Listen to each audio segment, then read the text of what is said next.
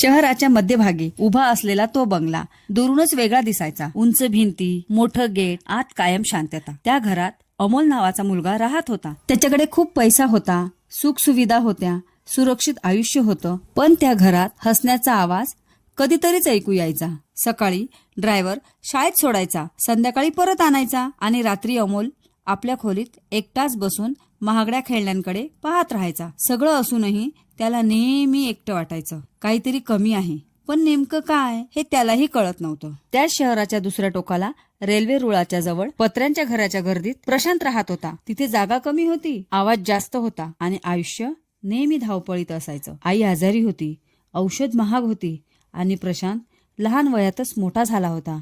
तो रोज काम शोधायचा, कधी मिळायचं कधी नाही.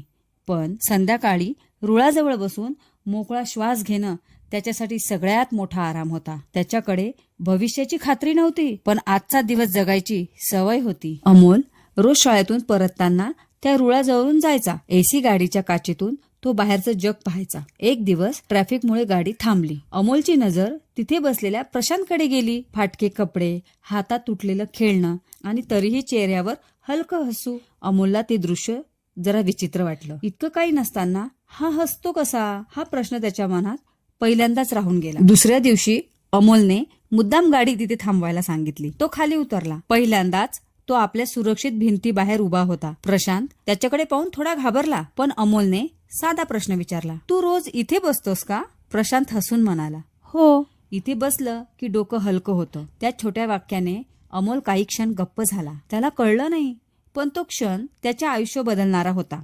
हळूहळू ते दोघं दररोज काही मिनिटं बोलू लागले. अमोल आपल्या शाळेची, कोचिंगची, स्पर्धेची गोष्ट करायचा. प्रशांत आपल्या आईची, कामाची आणि अपूर्ण राहिलेल्या शिक्षणाची. एक दिवस अमोल म्हणाला, माझ्याकडे सगळं आहे पण काहीच मजा नाही. प्रशांत शांतपणे म्हणाला, माझ्याकडे काहीच नाही पण उद्याबद्दल जगण्याची उत्सुकता आहे. त्या क्षणी दोघांनाही जाणवलं ते दोघं वेगवेगळ्या दिशेने गरीब होते. एका संध्याकाळी अमोलने प्रशांतला विचारलं, तुला आयुष्यात काय व्हायचंय? प्रशांत थोडा वेळ शांत राहिला. मग म्हणाला, मला शिकायचंय, पण सध्या भूक जास्त मोठी आहे. त्या उत्तराने अमोल अस्वस्थ झाला. त्या रात्री तो झोपला नाही. पहिल्यांदाच त्याला वाटलं, माझ्याकडे जे आहे ते मी कधी कमावलेलंच नाही आणि तरीही त्याचा अर्थ मला कळत नाही. पुढच्या आठवड्यात अमोल प्रशांतसाठी शाळेची फी, पुस्तकं, कपडे सगळं घेऊन आला. प्रशांतने नम्रपणे नकार दिला. तो म्हणाला, मला दान नको, मला स्वतःला उभं राहायची संधी हवी आहे.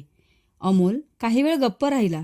मग तो म्हणाला, मग तू माझ्यासाठी एक गोष्ट कर, रोज मला भेट आणि मला खरं काय ते सांग. प्रशांतला ते विचित्र वाटलं, पण तो मान्य झाला. दिवस जात गेले.